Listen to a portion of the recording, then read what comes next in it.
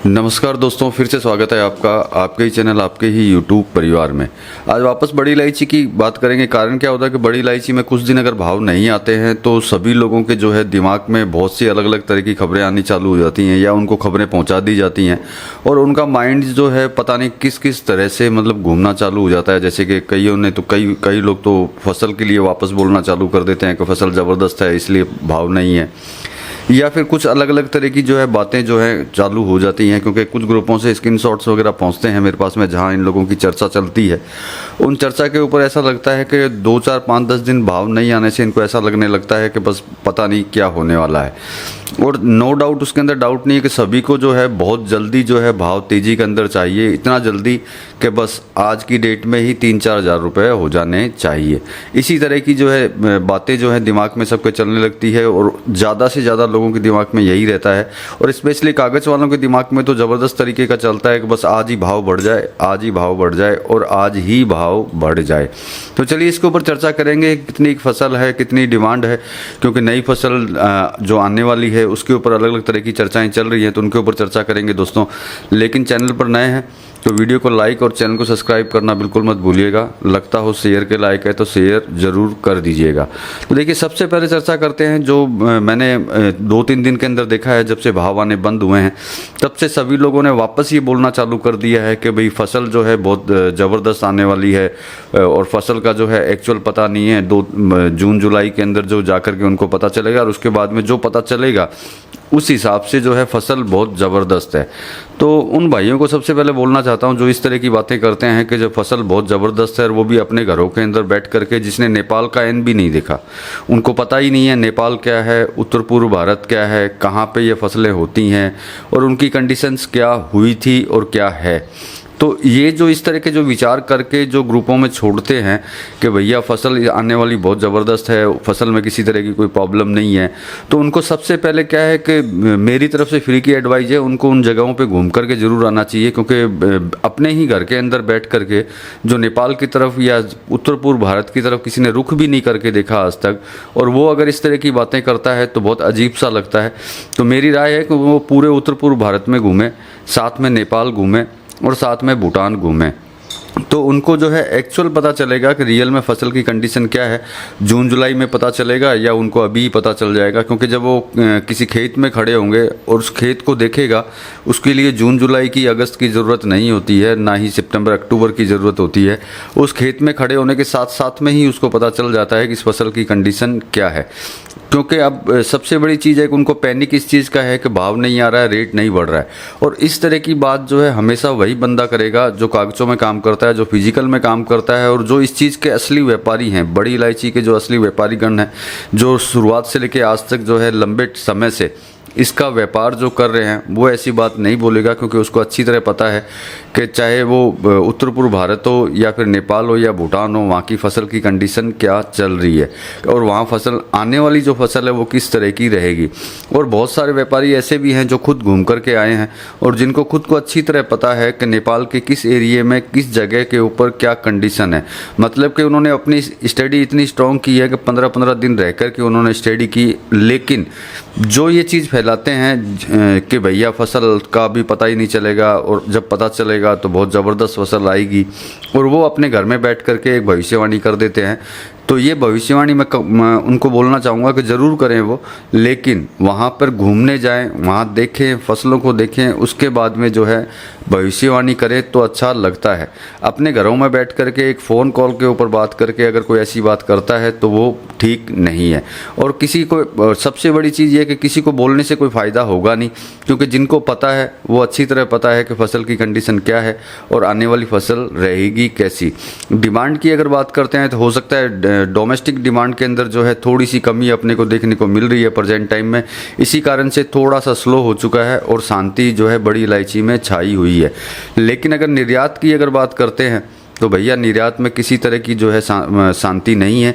निर्यात की डिमांड और निर्यात की जो इंक्वायरी है अभी भी ज़बरदस्त है। इवन ऐसा नहीं है कि जो निर्यात की जो डिमांड है और निर्यात की जो इंक्वायरी है वो सिर्फ गल्फ़ से है। मतलब ऐसा नहीं है कि यूएई की तरफ से ही सिर्फ इंक्वायरी है, इवन यूरोप से भी जो है भारत के अंदर इंक्वायरियाँ कंटिन्यू जारी हैं, क्योंकि देखिए मेरे पास जो है कोई ना कोई किसी न किसी तरह का जो बायर होता है उसका कॉल आता ही है, और निश्चित बात है जब आता है तो मुझे पता चलता ही है कि कौन कौन से देश में जो है इसकी इंक्वायरी चल रही है। इंक्वायरी है इसका मतलब ये नहीं है कि माल नहीं जाएगा, क्योंकि इंक्वायरी आएगी तभी एक्सपोर्ट होगा। तो मतलब हम लोग अगर किसी एंगल से अगर हम लोग देखते हैं कि इसके अंदर किसी तरह की कोई प्रॉब्लम दिखाई दे रही है तो वो दिखाई नहीं दे रही है, लेकिन कागज़ वालों को प्रॉब्लम बहुत ज़्यादा दिखाई दे रही है, क्योंकि भाव उनको नहीं मिल रहे। भाव नहीं मिल रहे से कुछ मार्केटों के अंदर जो है बड़ी इलायची के अंदर गिरावट जो है कंटिन्यू जारी करके रखी है। कभी 10 रुपया तोड़ते हैं, कभी 20 रुपया, लेकिन उस टूटने से कोई फ़र्क नहीं पड़ने वाला, क्योंकि पहले भी बहुत ज़्यादा कोशिश की गई थी इसको तोड़ने के लिए और वो टूटी नहीं। और नो डाउट आज भी उनकी कोशिश है कि वो इसको तोड़ें और तोड़ें, लेकिन इसको तोड़ नहीं पाएंगे, क्योंकि ये अपनी सिचुएशन और अपनी पोजीशन जो है वो खुद ले चुकी है। वो चाह कर के भी ज़्यादा नीचे इसको ले जा नहीं पाएंगे। कोशिश ज़रूर कर सकते हैं, जैसे मैंने अभी बोला कि फसल कभी ज़्यादा कर सकते हैं, कभी फसल कम कर सकते हैं, और जब उनको ज़रूरत होगी तो फसल ख़राब भी कर सकते हैं। मतलब कि सारा कुछ उन्हीं के हाथ में है, अपने ही घर में बैठ कर के फसल को सही कर लेना, फसल को कभी ख़राब कर देना और कभी फसल को ज़्यादा कर देना। जैसे पिछले 10-12 दिन पहले मैंने वीडियो डाले थे जब इस तरह की कंडीशन चालू हो चुकी थी कि जब व्हाट्सएप पे भी फसल पैदा करनी चालू कर दी थी। तो ये कंडीशन देखिए तभी आती है जब भाव आने बंद हो जाते हैं। और देखिए फिजिकल वाला तो ये चीज़ करेगा नहीं, क्योंकि उसका माल है वो बेचेगा नहीं, नुकसान होगा नहीं। पड़ा है मेरा माल घर के अंदर, आज नहीं बेचेगा, 4 महीने बाद बेचेगा, 6 महीने बाद बेचेगा, साल भर बाद बेचेगा। लेकिन कागज़ वालों को बहुत तकलीफ हो जाती है, क्योंकि उनको तो हर महीने ही बेचना होता है और हर महीने ही खरीदना होता है। तो इस तरह की जो खबर फैलाने वाले हैं वो सिर्फ कागज़ वाले ही हैं। कभी भी फिजिकल वाला जो है इस तरह की खबर कभी भी नहीं फैलाएगा, क्योंकि उसको पता है कि उसको किसी तरह का कोई नुकसान लगने वाला नहीं है। और जो रेगुलर व्यापारीगण है, जो रेगुलर इस चीज़ का काम करते हैं, उनको भी अच्छी तरह पता है कि आने वाला समय इसके लिए कैसा है, चाहे वो 2024 हो या फिर 25 हो। और फसल के बारे में अब कभी जैसे कि बारिश को ज़्यादा दिखा देना या फिर बारिश को नहीं दिखाना, ये सिचुएशन जो है सिर्फ एक ही कगार पर एक ही तरीके से बनती है जब भाव आने बंद हो जाते हैं। अगर भाव आते रहते हैं तब ये सिचुएशन नहीं बनती है, ना तो वो फसल खराब होती है, ना फसल अच्छी होती है, ना ही उनको फसल के बारे में पता चलता है। और लेकिन भाव आने बंद होते हैं तो उनके दिमाग की बत्तियां पता नहीं क्यों किस तरीके से ज़्यादा जलनी चालू हो जाती है। तो देखिए मेरे कहने का तात्पर्य ये है कि इस तरह की खबरें जो है आपके पास पहुंचती रहेंगी और पहुंचाने वाले पहुंचाते भी रहेंगे और ज़बरदस्त तरीके से भी पहुंचा सकते हैं। और कुछ मंडियां जो है इसको ज़बरदस्त तरीके से नीचे भी ले जा सकती हैं। उसका कारण सिर्फ एक ही होगा कि भाव नहीं है। और डोमेस्टिक की डिमांड की अगर बात करते हैं तो थोड़ी सी कमज़ोरी है, लेकिन थोड़ी सी कमज़ोरी और शांत होने का मतलब ये नहीं होता है कि कोई भी आइटम चाहे अपनी बड़ी इलायची है कि ये नीचे की तरफ जानी चालू हो गई है। नीचे जाने की अगर सिचुएशन को हम देखते हैं तो सबसे पहले आपको देखना होगा नेपाल नीचे है क्या, उत्तर पूर्व भारत नीचे है क्या। बाकी जिन मंडियों में ज़्यादा नीचे की साइड जो बड़ी इलायची का रेट जाता है वो सिर्फ कागज़ों वालों का ही जाता है। फिजिकल का रेट नीचे की साइड जाना बहुत मुश्किल होता है। फिर भी अगर कोई लेके जाता है तो इसका मतलब ये है कि भाई या तो उसके पास माल जो है अलग तरीके का होगा, या फिर उसने कहीं और से ख़रीदा होगा, या फिर भैया उसको पैसे की ज़रूरत बहुत होगी, तभी वो इस तरीके से कर सकता है। लेकिन एज पर एक्चुअल जो है बड़ी इलायची के भावों में किसी तरह की प्रेजेंट टाइम के अंदर गिरावट कहीं पे भी देखने को नहीं है, चाहे वो नेपाल हो चाहे वो उत्तर पूर्व भारत हो। आज की डेट में अगर नेपाल की अगर बात करते हैं तो अगर कोई 20 बैग भी ख़रीदता है तब भी उसको बड़ा जोर आएगा। अगर कोई 2-4-10 टन की अगर बात करता है तब तो भैया पसीने छूट जाएंगे। हो सकता है उसको बहुत लंबा समय लगे वहाँ से माल लेने के लिए, क्योंकि नेपाल में कोई माल बेचने को तैयार नहीं है। 10-20 बैग की बात अलग है। अगर ज़्यादा क्वांटिटी की बात करते हैं तो आप विचार ही नहीं कर सकते। और जो फसल को ज़्यादा उगाने की कोशिश कर रहे हैं, जो फसलों को ये बोल रहे हैं कि फसल बहुत ज़्यादा ज़बरदस्त है और माल भी ज़बरदस्त आएगा, तो उनको स्पेशली ज़रूर बोलना चाहूँगा कि जाकर के एक बार 100 बैग तो लेकर के दिखा दीजिए नेपाल से।